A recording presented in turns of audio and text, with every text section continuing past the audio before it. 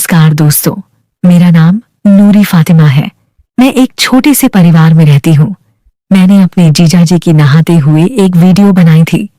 उस वीडियो के बारे में मेरे जीजाजी को नहीं पता था। उस वीडियो को रात को सोते वक्त मैं देख रही थी। जब भी मैं अपने जीजाजी के 9 इंच के हथियार को देखती तो उस वीडियो को पूरी तन्मयता से देखती थी। मैं देखते देखते पूरी तरह मन लगाकर देखती। इसके बारे में सोचती हूं तो मेरा जिस्म कांप जाता था। मेरे अंदर एक अजीब सी बेचैनी शुरू हो जाती थी। मैं अपने आप को शांत करने की कोशिश करती, लेकिन ऐसा हो नहीं पाता था। वह बात मेरे मन से निकलती ही नहीं थी। कितनी भी कोशिश करती, मुझसे रहा नहीं जाता था कि कब मैं अपने जीजाजी के साथ फिजिकल हो जाऊं, ताकि उनके 9 इंच के हथियार को अपने अंदर ले सकूं, ताकि मैं अपनी छटपटाती जवानी का पूरी रात तक मजा ले सकूं और अपने मन को शांत कर सकूं। क्योंकि मेरी शादी में अब भी बहुत समय था। बेचैनी शांत करना भी बहुत जरूरी था, क्योंकि यह बात किसी पड़ोस के लड़कों को नहीं बता सकती थी। मोहल्ले के कई लड़के बहुत दिनों से मेरा पीछा कर रहे थे। मैंने अपने जीजाजी के उस 9 इंच को देखकर खुद को रोक नहीं पाई और जोश में आकर वह काम कर बैठी, जो मुझे नहीं करना चाहिए था। कुछ दिनों बाद ऐसा हुआ कि मेरे घर में कोई नहीं था। मेरे सास ससुर किसी रिश्तेदार की शादी में गए हुए थे। घर में मैं और मेरे जीजाजी अकेले थे। मेरी कॉलेज थी, लेकिन छुट्टी नहीं मिल रही थी क्योंकि मेरे पेपर चल रहे थे। मैं सोच रही थी कि मैं और जीजाजी आज पूरा मजा लें। उस दिन पेपर देकर मैं जल्दी घर वापस आ गई, लेकिन जीजाजी को भी दुकान पर बहुत काम था, इसलिए वे घर पर ही रुक गए।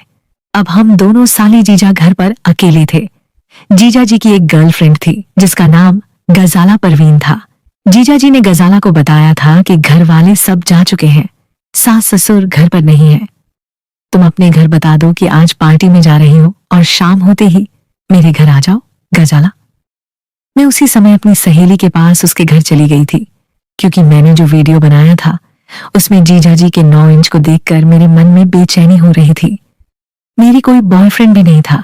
मैंने अपनी सहेली गीत से इस बारे में बात की कि मेरे मन में बेचैनी हो रही है। उसने कहा, अब तो शाम हो चुकी है, तुम आज रात यहीं रुक जाओ, कल सुबह मैं कुछ करूंगी।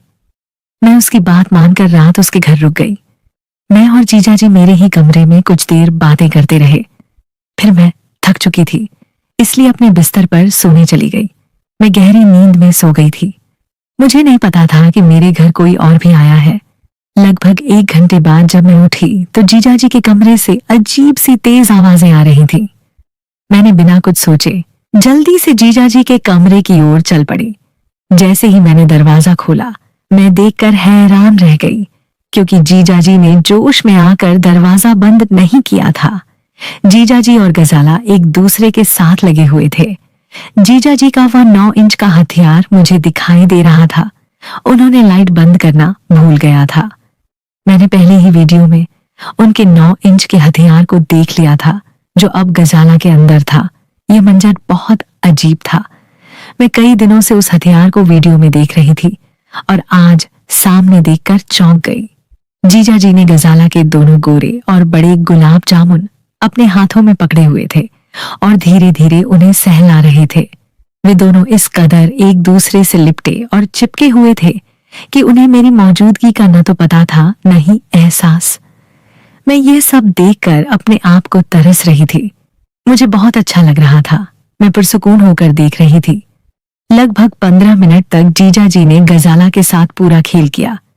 जैसे ही वे शांत हुए और गजाला आवाजें निकाल रही थी, मैं बेचैन होकर अपने आप में महसूस कर रही थी कि मेरी भी मन की इच्छा पूरी हो। लेकिन जीजाजी की थोड़ी लाज की वजह से मैं जल्दी अपने कमरे में भाग गई। कुछ ही मिनट बाद गजाला मेरे पास आई। उसकी हालत देखकर मैं हैरान थी। उसके बाल खुले हुए थे और उसके चेहरे पर लिपस्टिक इधर उधर फैली हुई थी, जो जीजाजी ने उसके होठों को बच्चों की तरह चूस कर फैला दिया था। मैंने गजाला से पूछा, ये क्या हुआ है? तुमने अपनी क्या हालत बना रखी है? तो वह बोली, मुझे तुम्हारा जीजाजी छोटा बच्चा समझता है। ये कहकर गजाला ने सुबह होते ही अपनी हालत दुरुस्त की और अपने घर चली गई। मैं पूरी रात उसी के बारे में सोचती रही और मेरी हालत बेकाबू थी। जब भी मैं इसे अपने जहन में सोचती मुझे एक अजीब सी खुशी महसूस होती थी। इसमें कोई शक नहीं था कि अब मुझे भी वह सब चाहिए था जो गजाला को मिल रहा था। ये सोचते सोचते मैं सो गई। सुबह उठकर मैंने जीजा जी के लिए नाश्ता बनाया। जीजा जी दुकान पर चले गए और मैं अपनी पढ़ाई में मशगूल हो गई। रात को मौसम बहुत खराब था। तेज गरज के साथ बारिश हो रही थी। देर तक आंधी चलती रही, फिर बारिश शुरू हो गई। बारिश इतनी तेज थी कि लाइट भी चली गई। मैं अपने कमरे में बैठी थी। तभी मुझे याद आया कि आज मुझे मौका मिला है। हवा बहुत तेज चल रही थी, इसीलिए मुझे डर लग रहा था।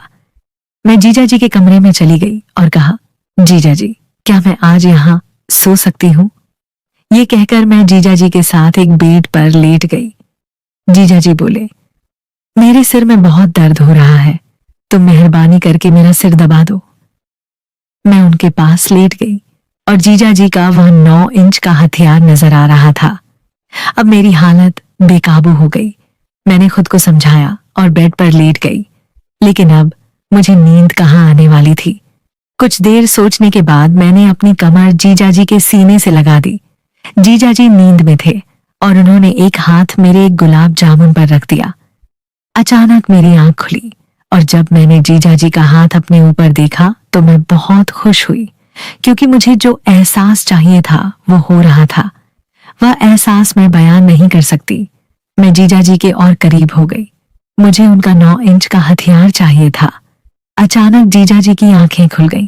उन्होंने अपना हाथ हटा लिया, लेकिन मैं फिर उनके करीब हो गई और उनका हाथ दोबारा अपने गुलाब जामुन पर रख लिया। जीजा जी बोले, ये तुम क्या कर रही हो? मैंने कहा, जीजा जी, मुझे भी वह सब चाहिए जो आप और गजाला करते हो। जीजा जी बोले, अरे पागल, ये तुम क्या बात कर रही हो? मैंने कहा, जीजा जी, मैं पागल नहीं हूं, मैंने सब कुछ देखा है। अब जीजा जी परेशान हो गए। मैंने उनका हाथ पकड़ा और कहा, मेरे साथ भी करो। जीजा जी ने मना कर दिया, तो मैंने कहा, मैं सास ससुर को सब बता दूंगी। जीजा जी ने कुछ सोचा, लगभग 20 मिनट बाद बोले, तुम ऐसा कुछ नहीं करोगी।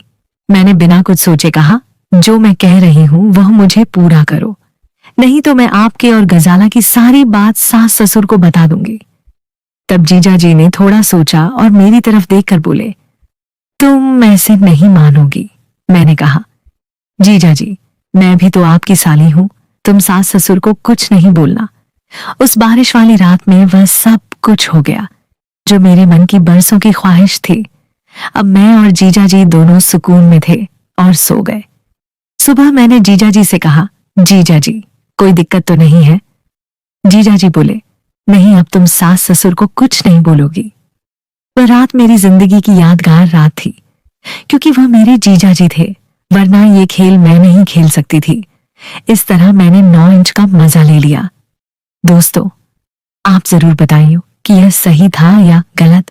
इंटरेस्टिंग कहानियां सुनने के लिए हमारे चैनल को सब्सक्राइब जरूर करें और वीडियो को लाइक करना न भूलें। कमेंट में अपनी राय जरूर दें। मिलती हूं अगली वीडियो में। धन्यवाद।